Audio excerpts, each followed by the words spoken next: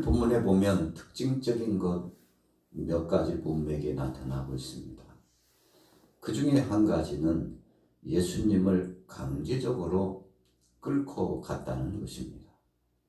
죄 없으신 그분을 죄인 취급을 했다는 것에서부터 바로 오늘 본문 말씀에 이야기가 시작되고 있다고 할 수 있습니다.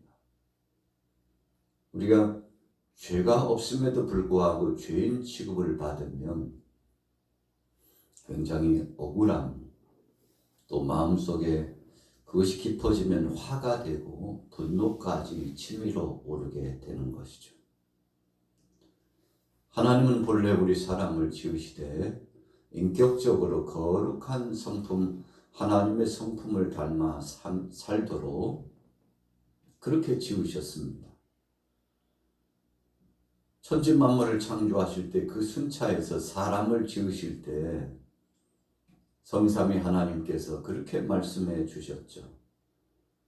우리의 형상과 우리의 모양을 따라 지었다. 이 형상과 모양이라는 것은 하나님의 얼굴색, 얼굴의 모습, 그래서 눈도 있고 코도 있고 귀도 있고 헤어스타일도 그렇고 이런 외형적인 어떤 형태를 닮았다. 그런 의미가 아닙니다. 하나님의 형상과 모양을 닮았다고 하는 것은 하나님의 거룩한 성품을 닮았다는 것입니다.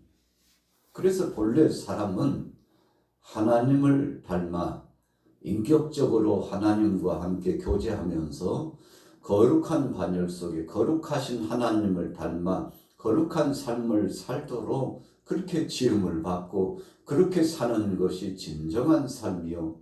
그렇게 살아가야만이 평화가 깃들고 아름답고 복된 사람임을 말씀해 주었던 것입니다. 그러나 죄가 들어옴으로 말미암아 하나님의 거룩한 형상의 모습이 깨졌습니다. 죄를 안 다음부터는 두려움이 찾아왔습니다. 그래서 생각하는 것이나 말하는 것이나 행동하는 것, 이 언행심사 행동거지가 하나님 뜻과는 상관없이 살려고 하는 충동이, 죄 충동이 그때부터 우리를 지배하고 지금까지도 유전적으로 우리를 지배하고 가두어 놓고 사탄의 종, 이 귀신의 역사에 휘둘려서 종처럼 살도록 하는 이 고통이 계속 진행되고 있죠. 그러나 하나밖에 없는 아들 예수 그리스도를 이 땅에 보내주셔서 이 모든 죄의 문제를 다 해결해 주시고 하나밖에 없는 아들 예수 그리스도 그분이 구속사역을 담당하시고 십자가상에 못 박혀 죽으심으로 예수 그리스도 안에서 죄 가운데서 해방함을 얻고 인격적으로 성령 안에 변화를 경험하고 하나님 뜻대로 살 수 있는 거룩한 신의 성품에 동참할 수 있는 변화된 자가 될 수 있었게 된 것입니다. 그래서 우리는 예수 때문에 살아가는 것이고 예수 안에서 사는 것이며 예수 그리스도 영광 그분의 뜻 중심으로 그분을 만왕의 왕으로 삼고 주로 섬기고 살아가도록 그렇게 새 삶이 선물로 주어진 거 아니겠습니까?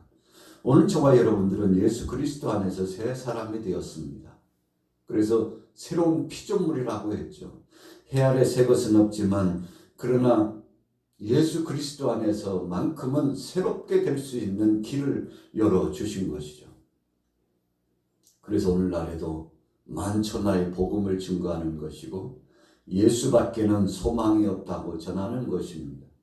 사랑하는 자녀들에게, 친척들에게, 이웃들에게 자신있게 예수밖에는 소망이 없다고 전할 수 있는 것은 바로 그분을 통해서 천국에 입성하고 그분을 통해서 구원을 받았으며 그분을 통해서 거룩한 신의 성품에 동참한 신실한 믿음의 삶을 살 수 있기 때문에 그렇습니다. 그래서 찬양의 가사 가운데도 예수가 없는 것은 나 자신의 존재도 무의미하다는 고백을 하게 되지 않습니까? 예수 그리스도가 내 안에 내 중심에 와 주셔야만이 내가 삶의 가치를 가지고 하나님 뜻대로 살아서 복된 자가 될 수 있다는 것이죠. 자, 예수님이 그래서 이 땅에 오신 겁니다. 그러나 주님이 오시기 전에 500년, 700년 전에 이사야 말씀을 통해서 예언되어 있고 구약의 수천 년 전에 허다하게 하나님께서 친히 말씀해 주신 약속의 말씀이 있었음에도 불구하고 많은 사람들이 메시아 대신 그리스도 대신 그분을 앞에서 목도해 보고 있음에도 불구하고 부정했습니다. 어찌 보면 하나님의 말씀을 불순종한 것이고 의도적으로 부정했다고 할 수 있습니다. 왜 그럴까요? 이 당시에 종교 지도자들, 대제사장과 그리고 바리새인 사두개인들, 이 율법사들은 말씀에 능통한 자들입니다. 하나님의 말씀을 모를 리가 없었습니다.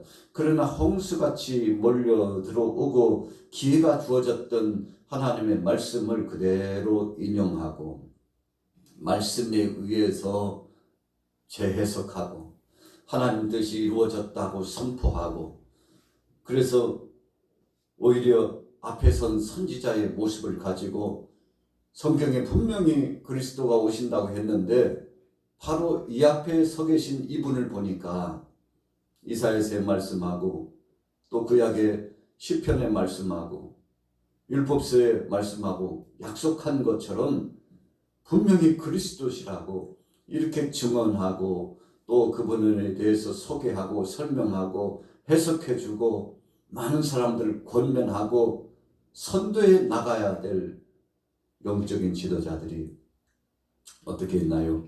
그 대표격인 대제사장은 오늘 예수님을 앞에 두고서 신문을 했습니다. 예수님께서 분명히 말씀했죠. 내가 바로 그리스도다. 네가 묻는 그 하나님의 아들 그리스도라고까지 예수님께서 직접 말씀해 주셨음에도 불구하고 야 이것은 신성모독이라고 주님을 희롱하고 욕보였습니다. 이유가 뭔가요?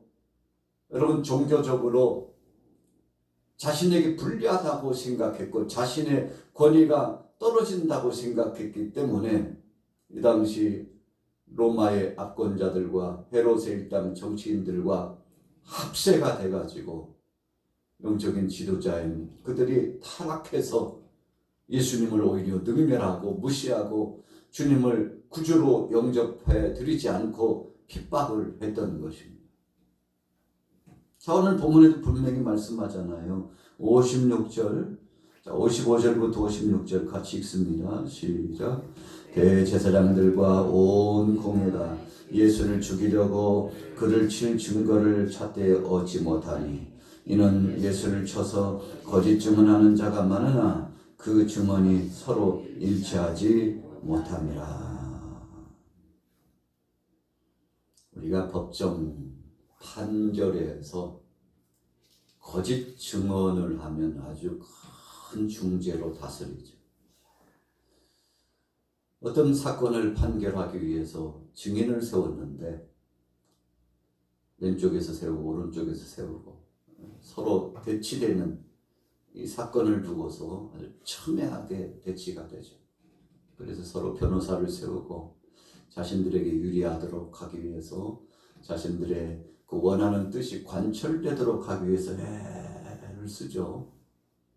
자, 그러는 중에 증인을 세워요. 특별한 증거가, 물적 증거가 없으면 사람의 입을 통해서 증인을 세웁니다. 이 증인을 통해서 법정에서 증거되어지는 이 증언은 굉장한 효력도 있고 또 거짓 증언을 하면 엄히 다스려서 중형으로 처하기까지 하죠. 여러분 그런데 거짓 증언을 해가지고 죄도 짓지 않은 사람이 억울함을 당하게 되었다고 한번 생각해 보십시오. 끔찍한 거 아니겠습니까? 여러분 오늘 예수님께서 종교 재판에 회부되었어요. 공회에 회부됐습니다. 대제사장이 바로 공회의 의장이 되고 70인의 공회원들이 모여가지고 예수님을 신문하는 거죠. 그래서 성경의 서두에도 53절 바로 그 위에 보면 공회 앞에 예수님이 서셨다. 70인 공회에 서는 겁니다. 그래서 제사장을 비롯한 종교 지도자들 70여인이 모여가지고 예수님을 보고서 신문하는 겁니다. 지적질하는 겁니다. 아, 당신이 죄인 아니냐고. 증인을 세우되 거짓 증인을 세워가지고 예수님을 희롱하고 욕보이고자 했지만 오늘 본문에 보니까 그 뜻대로 되지 않았다고 말씀하고 있습니다. 왜 그 뜻대로 되지 않았습니까? 거짓이라고 하는 것은 언젠가는 분명히 밝혀지는 것이고 예수 그리스도께서 메시아 되시고 그분이 하나님이시고 그분이 이 땅에 오신 구주이신데 그분은 깡패와 같은 자요 소요와 많은 사람들을 충동질 해가지고 난을 일으키려고 하는 그래서 죄인 중에 죄인이라고 이렇게 몰아가는 거 아닙니까? 내란 선동죄인을 만들어가지고 예수라고 한 자가 모이기만 하면 사람들이 응집하는데 로마에 반역하려고 하고 헤로드 왕에게 반역하려고 하는 이런 반역죄를 지으려고 하는 것이라고 거짓 증인들을 세워가지고 예수님을 그렇게 죽이고자 했지만 증거를 바로 찾지 못했다고 본문에 분명히 말씀하잖아요. 그래서 대제사장이 예수님께 직접 물었어요. 당신이 그리스도냐고 하나님의 아들이 맞냐고. 그랬더니 예수님께서 내가 바로 그다. 내가 메시아다. 내가 그리스도다. 자, 오늘 성경 보세요. 61절부터 우리 같이 60절부터 같이 읽습니다. 60절 시작. 대제사장이 가운데 일어서서 예수에게 물어 이르되 너는 아무 대답도 없느냐? 이 사람들이 너를 치는 증거가 어떠하냐 하되 침묵하고 아무 대답도 아니하시거늘 대제사장이 다시 물어 이르되 네가 찬송받을 이의 아들 그리스도냐? 예수께서 이르시되 내가 그니라. 인자가 권능자의 우편에 앉은 것과 하늘의 구름을 타고 오는 것을 너희가 보리라 하시니. 거짓 증인들을 세워가지고 메시아임을 부정케 하고 그리고 예수님을 욕보이고 죽는 자리에 내어주려고 했으나 실패했죠. 그런데 예수님께서 스스로 메시아라고 하니까 아이고 이제는 됐구나. 자기 입으로 하나님의 아들이라고 하고 하나님이 그리스도라고 하고 메시아라고 했으니 더 이상 증거가 뭐가 더 필요하리요. 그러면서 예수님을 사형에 처하는 일에 내어주게 되죠. 여러분, 이 당시 종교 재판은 굉장한 권위가 있었습니다. 그런데 예수님을 얼마나 시샘하고 또 주님에 향하여서 주님에 대해서 대적하고 항거했는지 그 단편적인 모습이 그대로 드러나잖아요. 야, 우리가 뭘 더 준비해야 되느냐. 이제는 됐다 하고 신성모독죄로 예수님을 십자가 처형에 죽는 자리에 내어주게 되지 않았습니까? 종교적인 재판을 통해서 예수님은 아주 잔인무도하고 극악한 신을 모독했기 때문에 죽어 마땅하다고 판결을 내려서 그 핵심적인 판결을 가지고서 결국은 예수님을 빌라도의 로마 그 당시 그 지역 갈릴리 인근 지역을 관할하고 있는 총독 빌라도에게 정치적인 중범죄자로 또 몰아가지고 우리가 종교적으로도 보면 신성모독죄지만 정치적으로 보면 반란을 꾀하는 바로 그 수괴와 같은 자라고 그렇게 죄를 씌워가지고 예수님을 죽이고자 빌라도에게 넘겼는데 빌라도가 조사를 해보고 신문을 해보니까 아무리 봐도 죄가 없어요. 종교적으로 해서 신성모독죄라고 했지만 예수님이 행하신 것을 보니 그분이 하나님이시, 그분이 그리스도시, 그분이 하신 것은 잘못된 일이 없고 오직 백성을 위하고 문 영혼들을 위하여 하시는 것을 알게 되었어요. 그리고 빌라도의 아내가 전날 밤에 꿈을 꿨는데 그분이 보통 분이 아니라고, 그분을 함부로 해서는 안 된다고, 그분은 그리스도시라고, 그분은 메시아라고, 당신 오늘 판결에 재판에 나가는데 절대 함부로 잘못 재판하지 말고 법대로 근거해 가지고 바른 재판을 하라고. 여러분, 아내의 권유를 받고 나가가지고 신문하고 조사를 하고 법적인 올라온 증거 자료를 보니까 다 합당하지 않고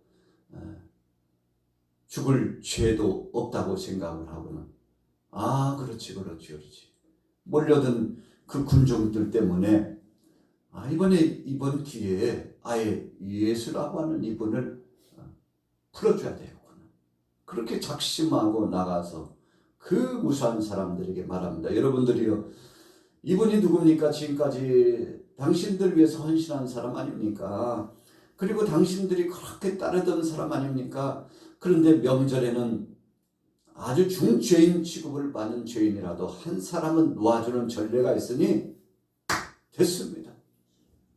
그러니 자, 여러분, 여기 바라바라고 하는 나라의 이 소요를 일으키고 정치적인 이 범죄를 저질렀던 이 사람과 예수라고 하는 바로 이분 한 사람은 살려주는 예가 있으니 당신들 그게 소원 아니겠어? 예수님이 풀려나는 것이 소원 아니겠어? 내가 봐도 죄의 모습을 보지 못했는데 그렇게 이 월절 명절에 한 사람 사면할 수 있는 권한이 있으니 사면해 주겠다고, 지역의 총독으로서 황제의 권위를 하달받아서 사면해 주겠다고, 걱정하지 말라고 그랬더니 군중들이 갑자기 돌변하더니 무슨 소리냐고, 바라바는 살리고 예수는 십자가에 처형하라고. 여러분, 왜 이렇게 군중들이 이렇게 된 겁니까? 많은 사람들이 군중들을 향해서 충동질하고 예수를 죽이라고 소리치라고, 여러분, 협착하는 그 힘께나 있는 사람들이 협박을 해가지고 이미 군중들을 매수한 지가 오래죠. 여러분, 그래서 마침내 예수님께서 신문을 당하고 십자가상에서 참 처량하고 고통스럽게 죽임을 당했습니다만, 여러분, 왜 그렇게 된 겁니까? 바르지 못해서 그래요. 여러분, 법정 판결이라고 하는 것은 바르게 돼야 되는 거죠. 그러나 종교재판에서 대제사장도 서기관들도 사기두개인들도 하나님의 말씀을 받았다고 하는 사람들이 바르지 못하니까 예수님을 죽는 자리에 내어줬고, 또 백성들을 충동질해가지고 그리스도를 죽는 일에 내어 던졌는데, 여러분, 이 죄값으로 말미암아 유대인들이 2000년 동안 세계를 유랑하면서 고통을 당하고 지금도 메시아는 오시지 않았다고 그렇게 큰 소리 뻥뻥 치면서 있는데, 여러분, 그 죄값이 얼마나 크겠습니까? 죄 가운데 용서받지 못하는 죄가 성령회방죄인데, 성령회방죄라는 것이 뭡니까? 예수가 그리스도임을 부정하고 하나님의 섭리를 부정하고 하나님의 뜻을 거역하는 것이 성령회방죄 아니겠습니까? 그 죄는 용서 못 받는다고 그랬어요. 모든 죄에 대해 관한 하나님께서 긍휼히 여기시고 용서해 주신다고 그랬잖아요. 어찌 보면 말씀이 안 맞는 것 같죠. 그러나 성령회방죄는 용서받을 수 없다고 말씀하는 것은 그 죄에 대한 회개가 없기 때문에 그렇습니다. 여러분, 그래서 가장 안타까운 사람은 자기가 얼마나 큰 죄를 지었는지 자기 죄를 자백하지 않는 겁니다. 세상 법정에서도 자기 죄를 기억하고 눈물을 흘리면서 한 번만 용서해달라고, 선처해달라고 그러면 정상 참작이 되지 않습니까? 하나님의 법도 마찬가지입니다. 여러분, 세상 법이 하나님의 말씀의 법에서 나온 것이기 때문에 닮은 꼴이 있죠.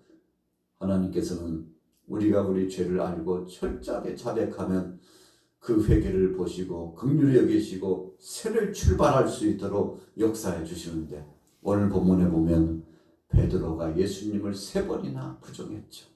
종교 지도자들이었던 대제사장을 비롯해서 많은 사람들이 예수님을 죽이는 자리에 내줬습니다. 신앙의 양심을 버리고 하나님 말씀대로 하지 못했습니다. 여러분, 그 엄청난 죄값을 다 치르게 되지 않았습니까? 하나님은 사랑의 하나님이시지만 공의의 하나님이시기 때문에 죄는 미워하셔요. 세상 사람들이 착각해요. 사랑의 하나님인데 왜 그걸 용서해 주지 않느냐고, 교회가 왜 그걸 사랑을 품지 않느냐고. 여러분, 맞는 말인 것 같지만 그러나 되돌아보면 틀린 말입니다. 하나님은 죄는 미워하시기 때문에, 사랑하시지만 죄는 미워하기 때문에 하나님 앞에 나올 때 죄를 내려놓고 나와야 돼요. 그러나 세상에 잘못된 법제화가 된 것이 죄까지도 인정을 해버리니까 여러분, 우리는 그것은 죄라고 지적하고 그렇게 해서는 안 된다고 말씀을 선포하는 거 아니겠습니까? 그 죄를 내려놓고 새 삶으로 돌아오라고, 그러면 하나님이 긍휼히 여기신다고, 하나님은 모든 사람들을 공평하게 사랑하신다고, 그러니 죄 가운데서 나오시라고. 여러분, 이것이 진정한 사랑의 표현법입니다. 오늘 본문에 보면 베드로가 닭이 오니까 그 대사 생각났죠? 제사장을 비롯한 사람들은 어땠습니까?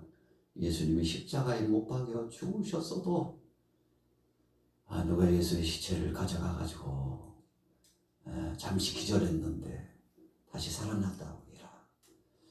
여러분, 그래 또 거짓 소문을 퍼뜨려가지고 부활까지 부정하려고 그러지 않았습니까?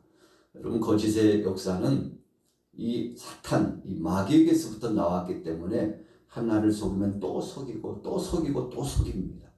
왜요?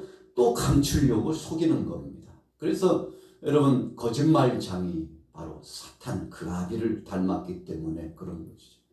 오늘 저와 여러분들은 주님을 멀리 따라가면 안 됩니다. 주님을 이 속에 모셔야 되죠. 그래서 내 중심에 그분 계시기 때문에 신앙의 양심으로 살아가는 겁니다. 천없는 일이 있어도 신앙의 양심을 지키고 믿음을 가지고 하나님 중심으로 고람대오로 살아가는데, 베드로가 나중에 깨달았잖아요. 내가 주님을 버리고 멀리 떠났구나. 그래서 주님 모시고서 한평생 마지막에 선교 제물이 되기까지 충성하다가 주님 품에 안기게 되지 않습니까? 오늘 여러분들에게도 이런 은혜, 주님을 가까이 하셔서 은혜 가운데 승리하시기를 예수님의 이름으로 축원합니다.